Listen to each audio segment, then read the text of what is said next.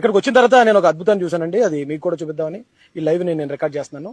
రండి మీరు కూడా చూద్దరు. కానీ ఇప్పుడు యాక్చువల్గా ఇది తోమా గారు మొట్టమొదట కేరళలో కట్టారు ఈ చర్చ్ అని విన్నాను. నేను విన్నప్పుడు మొట్టమొదటి చర్చ్ కేరళలో ఉన్న చర్చ్ని నేను ఆ చర్చ్కి వస్తానని అనుకున్నాను అప్పుడు.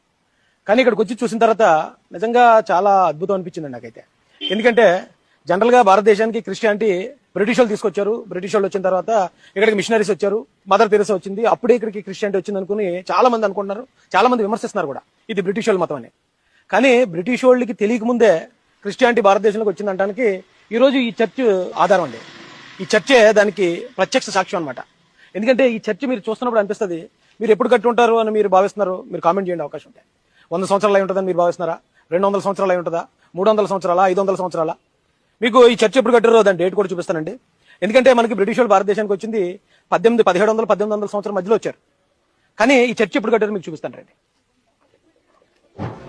The first cross founded in India by Saint Thomas in AD 52 అంటే క్రీస్తు శకం 52వ సంవత్సరం. క్రీస్తు శకం 52వ సంవత్సరంలో కట్టారట.